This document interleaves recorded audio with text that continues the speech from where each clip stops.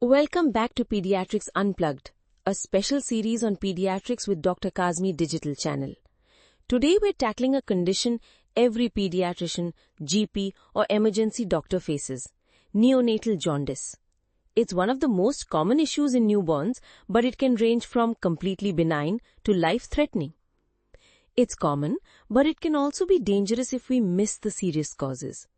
To help us untangle this, I'm joined by Dr. Syed Kazmi, a pediatrician.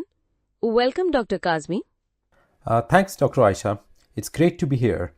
Neonatal jaundice is one of those bread and butter problems for us, but it needs a structured approach because sometimes it's just physiologic and other times it's a medical emergency. Let's start from the beginning.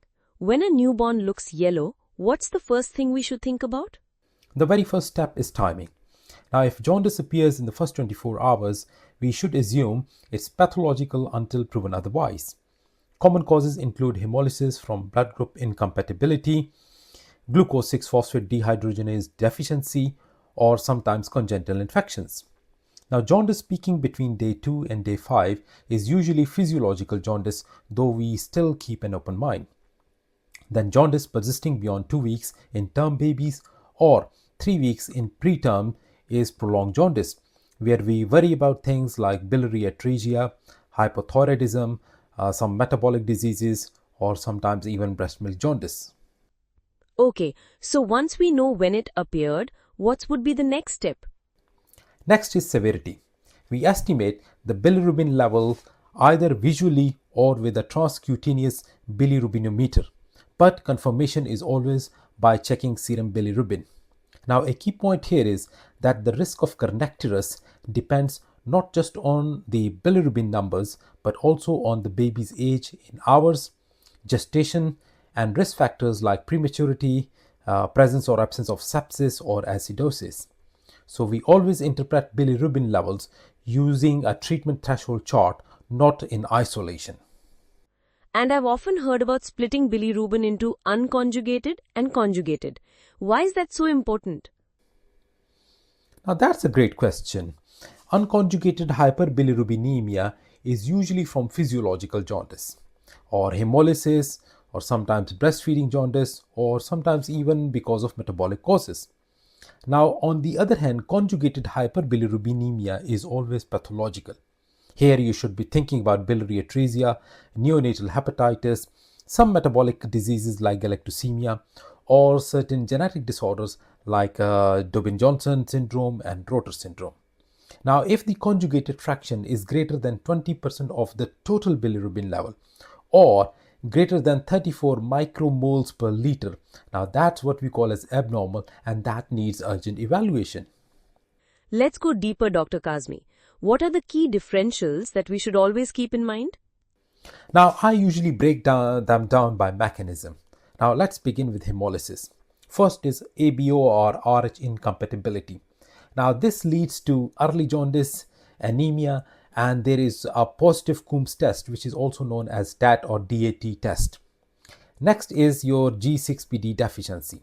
Now, G6PD deficiency would lead to sudden rise after oxidative stresses. There is usually a family history, and that is always a male baby. Then we have hereditary spherocytosis, in which the RBCs are like a rounded structure. It has a family history of hemolytic anemia, and the blood film shows spherocytes. Then coming down to the mechanism of decreased conjugation of bilirubin. In this category, the first is physiological jaundice. Now, this starts between day 5 and usually resolves by 1 to 2 weeks. Then we have the breastfeeding jaundice due to poor intake, sometimes dehydration, and this, if it happens, usually occurs in early days. Then the next one is breast milk jaundice. Now, this occurs in exclusively breastfed babies and usually appears after day 5. It usually persists for a few weeks, but you would see that in these cases the baby is thriving and is very, very well. Then there is one disease which is called Crigler-Najjar syndrome. Now, Crigler-Najjar syndrome is of two types, type 1 and type 2, depending on the severity of the hyperbilirubinemia. Anyhow, whatever the type is, it usually leads to severe, persistent, unconjugated jaundice, and it is usually genetic in nature. Then we have got the Gilbert syndrome. Gilbert syndrome leads to mild intermittent episodes of jaundice, but it's usually picked up later in life. Then there are certain endocrine and metabolic causes like congenital hypothyroidism. This one leads to prolonged jaundice. It can lead to constipation, lethargy, and usually these babies have got large tongues. Then we have galactosemia. Now, galactosemia can lead to jaundice. It leads to vomiting. Usually, the liver is enlarged. We call it hepatomegaly. These babies, they are usually have got failure to thrive. They are not putting on weight, and if it remains untreated, they would develop cataracts in their eyes. Now, sometimes jaundice can also be because of obstructive lesions. Now, obstructive lesions, we call it as cholestatic. For example, biliary atresia. Now, in biliary atresia, what happens is that the bile ducts are not properly formed. So there is a persistent jaundice. These babies have got pale stools, they've got very dark urine, and they have got enlargement of liver, which we call as hepatomegaly. Now, this condition needs urgent referral to pediatric surgeons. And I would also like to mention here neonatal hepatitis. Neonatal hepatitis usually has a variable presentation. It usually presents with hepatomegaly and has got raised conjugated bilirubin levels. And finally, we have the Dubin-Johnson and Rotor syndromes. These are very rare. These are inherited conditions and they usually present with conjugated hyperbilirubinemia.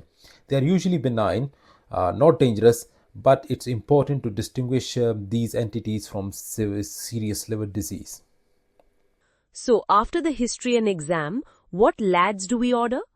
So again, we go stepwise, and if we go stepwise, first one is serum bilirubin. So we have to check total serum bilirubin and direct serum bilirubin, which if you subtract it also will give you the indirect bilirubin levels. Second is we have to check the blood group levels and Coombs test if we suspect hemolysis. Third is obviously the full blood count along with the retic counts. Fourth, if you suspect hypothyroidism, then obviously thyroid stimulating hormone TSH levels. Then we sometimes we also go for liver function tests and metabolic screen, especially if there is rise in conjugated bilirubin levels. We can also check urine for reducing substances if galactosemia is suspected. And last but not the least, abdominal ultrasound to check for hepatomegaly and paucity of the bile ducts if you are suspecting biliary atresia. And the million-dollar question here is, how do we treat this condition? Now that depends on the cause. For physiological jaundice, mostly we give reassurance, we monitor the situation, and we advise good feeding. Now, if there is hemolysis or there is a rising unconjugated bilirubin, then obviously the answer is phototherapy. Because if the bilirubin is dangerously high, then there are chances of kernicterus, and if that's the case, then obviously the answer is exchange transfusion. For breastfeeding jaundice, we just support feeding. For breast milk jaundice, we recommend usually to continue breastfeeding. We sometimes recommend temporary interruption, but that is only if the bilirubin level is very high in these cases. Then if it's hypothyroidism or galactosemia, then obviously you have to treat the underlying condition. And for surgical reasons like biliary atresia, an urgent referral to pediatric surgeons is important because they might have to undergo a special procedure known as Kasai procedure, and if that has to be done, ideally that should be done before 8 weeks of life. And for Dubin-Johnson, Rotor or Gilbert syndromes, usually no treatment is recommended. You just give them reassurance, nothing more is needed. That's a fantastic walkthrough. So the key is a structured, stepwise approach. Timing, severity, unconjugated versus conjugated, and then systematic differentials with targeted tests. Exactly. Neonatal jaundice is common, but if we apply this problem-oriented approach, we can catch the dangerous ones early and manage them appropriately. I would say it's as simple as that, if that makes sense. Brilliant. Thank you so much, Dr. Kazmi. I'm sure our listeners now feel much more confident about approaching neonatal jaundice.